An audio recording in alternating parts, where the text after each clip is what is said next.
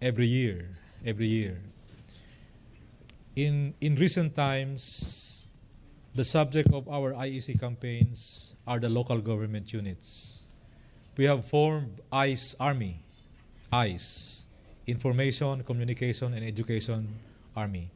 We are preparing a complan, a communication plan, so that our campaign would be guided, so that our objectives will be attained. We are doing this. And we are partnering with the local governments, private parties, so that this campaign can be undertaken and won on the ground. But doing a successful IEC campaign is one thing. Convincing people that we are doing the right thing is another thing. For as long as we see violations, for as long as we see groups within our ranks not really doing what we are supposed to do under the regime of responsible mining, we will never overcome. It will always be an uphill climb to inform, properly inform, and convince people that we are not the bad guys. Year in, year out, sorry?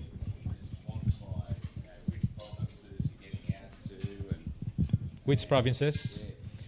All provinces. We have 15 regions all over the country, covering all provinces except the ARM. And these campaigns, how long do they last for? How long does the campaign last? There is a dedicated IEC unit in every region, dedicated IEC unit. And this unit does nothing but to do the campaign, year in, year out. Good afternoon. I'm Franz Lim from Dovetail Ventures Asia. I'd like to ask our director a question. You mentioned a while ago that the MGB is the part of the policy on mining is to demilitarize the mining sites. Am I correct?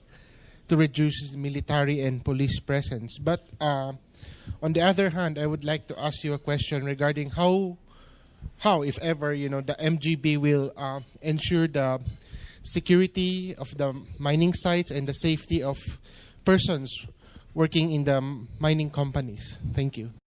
While I did the presentation, it doesn't follow that. It doesn't follow that my presentation is mine. The presentation is. It doesn't follow that that I concur with all the presentation that I made. I just inform you. What I did was to inform you what is being done at the moment. In fact, by doing so, we are being given the opportunity to act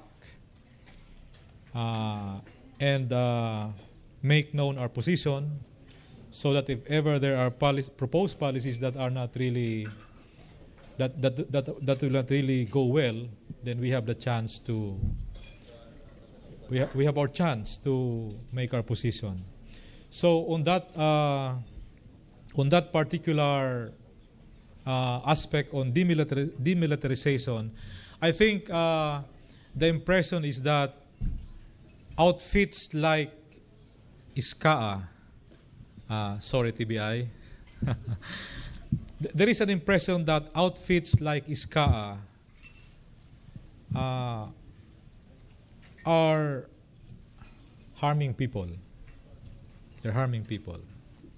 So if this is not true, then we have to do something to rectify that impression. Director Gavin Collery from WorldResources. Just the one question. You mentioned in your presentation that 14 out of 80 provinces have issued ordinances of various types in respect to mining and the curtailing of.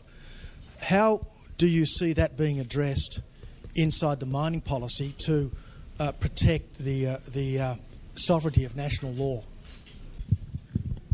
If I would be very optimistic about that interagency council to be created, then that council is supposed to address issues with local government units. As you would find, that council would include not only departments like DTI, Department of Finance, but also the local government units, the League of Provinces, the League of Municipalities, and the League of Barangays would be members of that council, plus NGOs. And therefore, you would have a council where all the stakeholders would be there discussing only one subject, mining. It has not happened before. We have the MDC before, that's the Minerals Development Council, but the membership is not that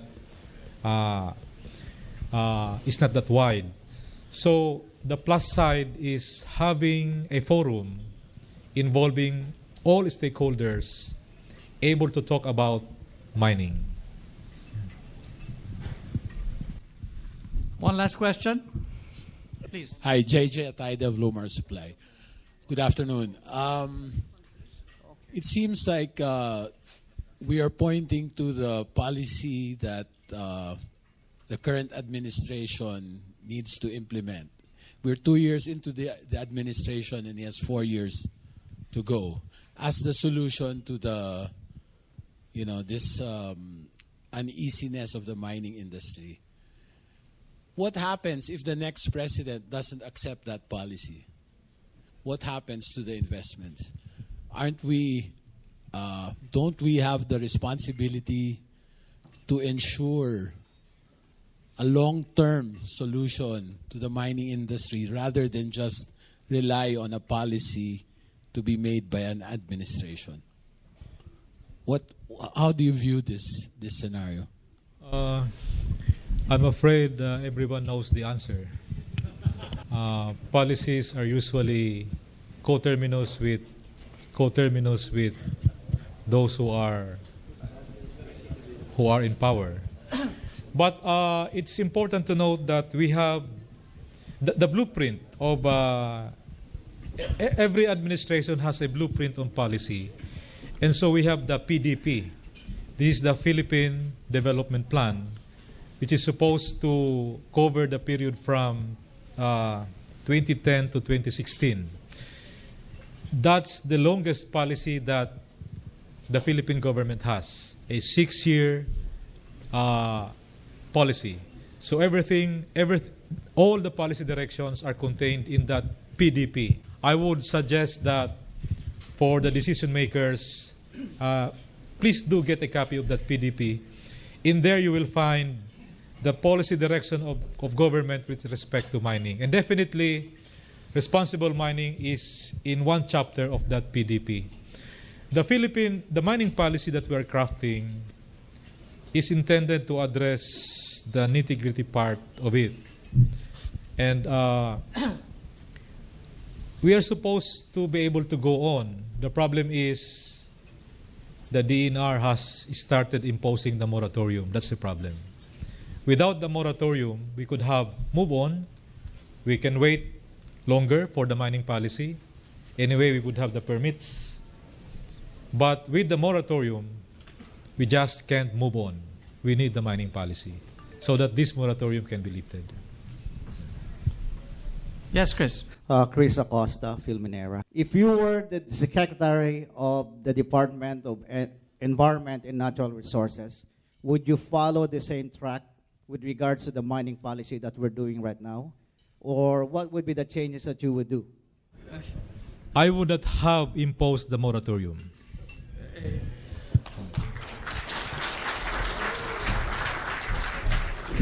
That was the shortest and most powerful answer to any question today yet, sir. Thank you very much. So, ladies and gentlemen, I'd like to, before you go, sir, may I thank you very much for accepting the invitation to be here. I know that you had to cancel a speaking engagement in Davao, which is taking place today. And of course, you have sent your assistant director to grace that meeting instead. So we really appreciate that you've taken the time out to speak to our audience today and to be frank as you can be, given the circumstances that we face today in the mining industry. So please, ladies and gentlemen, join me and give our speaker, Director Jasareno, a warm applause. And we are presenting to you a wonderful frame to thank you for being with us today. Would you like to move a little over there so that we can...